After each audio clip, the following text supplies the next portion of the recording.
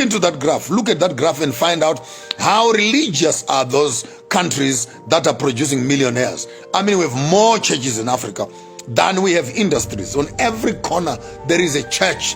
Like in some parts in Nigeria, in one building, you find 15, 20 churches. Ground floor, second floor, third floor, right up to the top. And some are coming at 9, some are coming at 11, some are coming at 2, some at 10 in the evening. All of them are just praying and praying and praying. Hey, African people, stop praying too much. Start working. God does not say, I will bless your prayers. He said, I will bless the labor of your hands, and by your sweat you shall eat, not through your prayers.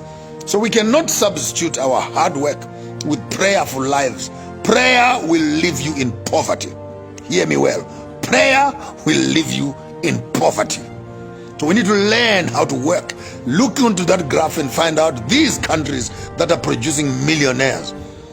What religion are these people believing in? Maybe we need to change the gods that Africa has accepted to deal with these ones here that seem to be economically viable and progressive in terms of helping their own members. Can't be spending your whole day at church. Monday, Tuesday, Wednesdays, choir, Friday, youth day, Thursday, women's day. What it is practice, then it's practice, then it is all these old age things. The whole week you are in church. When are you going to sit down and start making money? So we need to find out from these countries again what is the recipe of their success. And having discussed that in terms of their labor, we also need to find out what kind of tax facilities that they have in terms of the tax havens. How are they treating their investments? How did they structure their financial systems? You can also find out in those countries that are producing the most millionaires. Find out for me, of all these countries, how many of them have foreign investors in their country. Find out. How many of these countries on the top 15, top 20 that have millionaires, how many of them are working with foreign investments? How many of them are working with donor money? You may be shocked that they don't work with donor money. They don't work with foreign investments. And while you're asking that question, ask again these countries that have more millionaires. Who owns their banks? Who owns their banks? Who owns their insurance companies? These countries, who owns their insurance company? And while you're trying to answer that question, answer this one also. Who owns their land? Who owns their land? Because land is a means of accessing finances.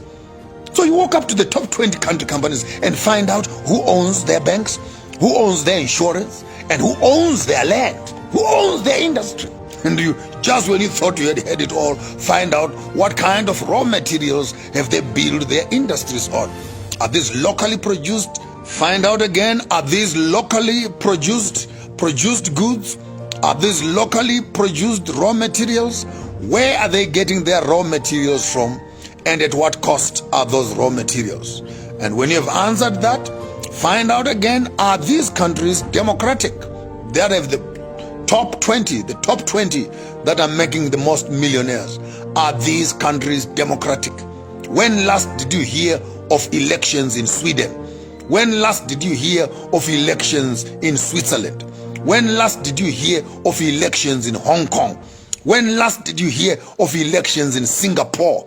When last did you hear of elections in Denmark? All we as Africans are busy getting confused about these elections. 5 years.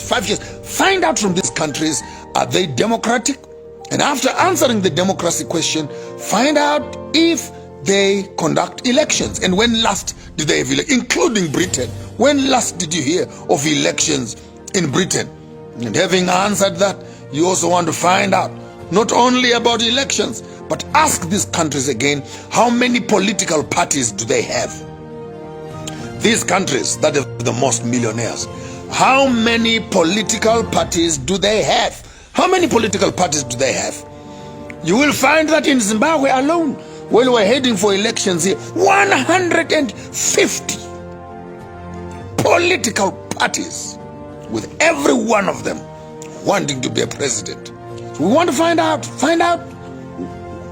what politics, what kind of politics are these countries playing with, so that maybe we can learn a lesson or two also of how to adjust our political system to produce these millionaires that we are hearing and we are reading about here. Are these countries democratic? Do they run elections? How many political parties do they have? And not only that, you also want to find out what culture do these people adhere to that are making the most millionaires. What kind of culture are they built upon? Are they supporting? What kind of ethics and moral ethics? What are their functions? What's their science? What is the science of their success in terms of their spirituality?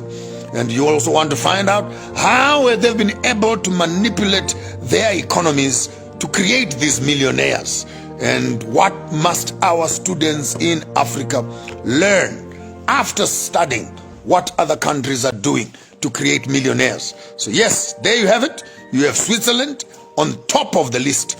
You have Hong Kong, you have Kuwait, you have Australia, then you have USA, New Zealand, Netherlands, Denmark, Canada, Sweden, Belgium, Spain, France, UK, Ireland. And then at the bottom of the food chain, then you have Cambodia, you have Turkey, you have South Africa, Indonesia, Brazil, India, Russia, Mexico, as you are going further up the list. So maybe in terms of our curriculum, I conclude, we need to study this information from the cradle to our universities. Not only to study for the sake of historical study, we need to study the science of creating sustainable communities. And I bet you my bottom dollar all the questions that I'm asking you on the top side. How must we teach our children? How did they make their money? What systems and industries did they build to create such millionaires? What is their value chain? And how and who owns it? How does it function and who owns it? What raw materials are they being used to build these wealth bases? Who owns their banks? Who deposits in them? What tax laws have they used to secure such economy from foreign funds? Are they democratic? When last did they conduct their elections? How many political parties are in these countries? What is their curriculum? And what do they teach their children? What is their relationship to their culture as it also relates to their wealth creation? How can we also learn to manipulate our systems to create such? How much learning do we need to understand that you can never trust your economy in the hands of other people and think that it will be sustainable and you can produce self-sustainable people and create millionaires? It must be part of the curriculum in our universities, in our high schools, in our primary schools, in our cradle roll and crash, how to become a millionaire. We must not be afraid of teaching our children how to make money. And I think if we can go back and do a thorough research on these economies, we can be able to come up with a curriculum of study which our children can get into to be able to reach these same heights of excellence. There's no excuse, Africa. We have the schools, but we don't have the education. We have the teachers, but we don't have the knowledge. We have the raw materials, but we don't have the technology. We have the politics, but we don't have the economics. We have the people, but we don't have the brains. And what we don't have seems to outweigh what we have. Africa is not poor. It's the people who are poor. Continent is rich, but the people on the continent are poor. And they are poor not because of what is underneath their ground. They are poor because of what is between their ears and what is between the ears of their own leaders. Therefore, we go to study such information so that we can come to ourselves, call the Department of Education and say, transform this bush Bantu education, translate it into this which can develop children for the future. We need to go back to our economic books and burn them MP3 squared, what stupid little formulas of the Western world, and come around and say, how do we write our own economic books that speaks to our resources and transform our society?